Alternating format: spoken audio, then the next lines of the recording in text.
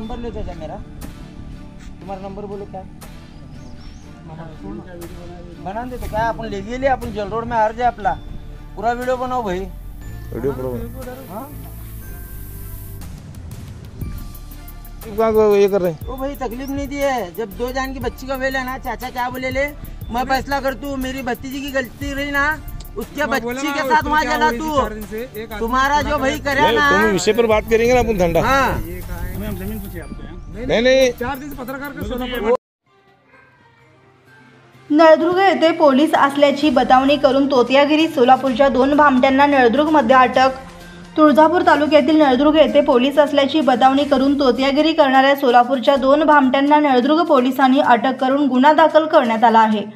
आरोपी नामे जुनेद हबीबोकोदीन चंदा राहता सोलापूर, मुनियर रियाज रंगरेज राहता कुंभारी तालुका दक्षिण सोलापूर जिल्हा सोलापूर यांनी दिनांक 12/6/2024 रोजी 4:30च्या सुमारास नळदुर्ग शिवारातील शेत गट नंबर 59/2 येथे फिर्यादी नामे रहीम इस्माईल सय्यद वयोवर्ष 54 राहता अकोलकोट रोड नळदुर्ग तालुका तुळजापूर जिल्हा धाराशिव यांना नमूद आरोपींनी आम्ही पोलीस आहे असे खोटे सांगून तुझ्या भाच्याने मुनियर रंगरेज याच्या भाचीला सोलापूरमध्ये रमजान महिन्यात छेडछाड केल्याचा गुन्हा दाखल आहे असे खोटे बोलून गुन्हा मिटवून घेण्यासाठी 50,000 रुपयाची मागणी केली व ते नाही दिल्यास फिर्यादीचा भाचा नवाज सय्यद यास घेऊन जाण्याची धमकी दिली।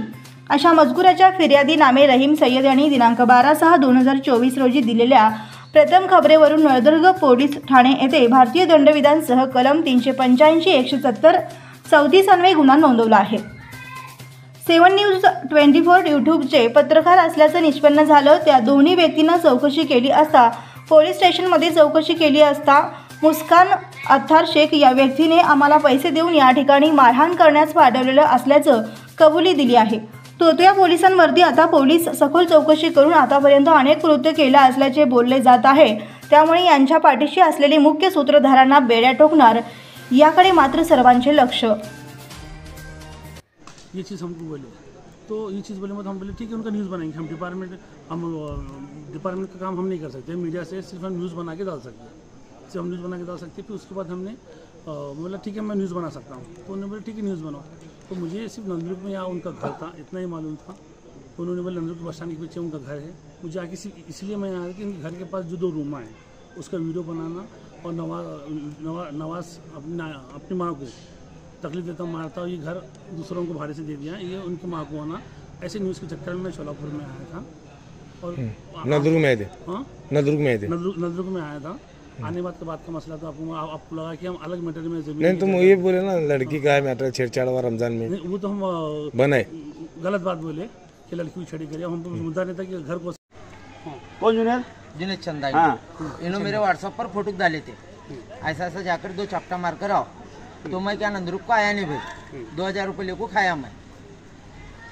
और मेरी क्लियर परिस्थिति बोलता मेरा घर जो है मेरा छोटा भाई चलाता, मेरा दवाखाना भी जो है मैं कंटिन्यू शुगर लो रहती, मैं दवाखाने में 1 दिन 8 रहता, मेरा भाई छोटा भाई करता। तो मैं आज दोपहर को खाना खाते बैठा था, इन्हों लेकर आए मेरे को घर से। मेरी अम्मी भी बोलेंगी, मैं खाना खाते बैठा था, इन्हों लेकर आए चलो नंदुर्ग जाको होंगे। फिर मैं गया पहला तुम्हें वो फोटो दिखाकर उनके भाई के घर पर गया मैं। उन्होंने क्या बोले उनके भाई घर को है बोले, खेत को है बोले, गणेश नगर के क्या तो है गणेश खेड़ा पर है बोले। फिर वहाँ से पूछते गणेश खेड़ा को गया मैं। वहाँ जाने के बाद मैं क्या चाचा को भी इज्जत नहीं डाला, खाली एक झूठी बात करे हम, इसकी मान्यता करता और माफी।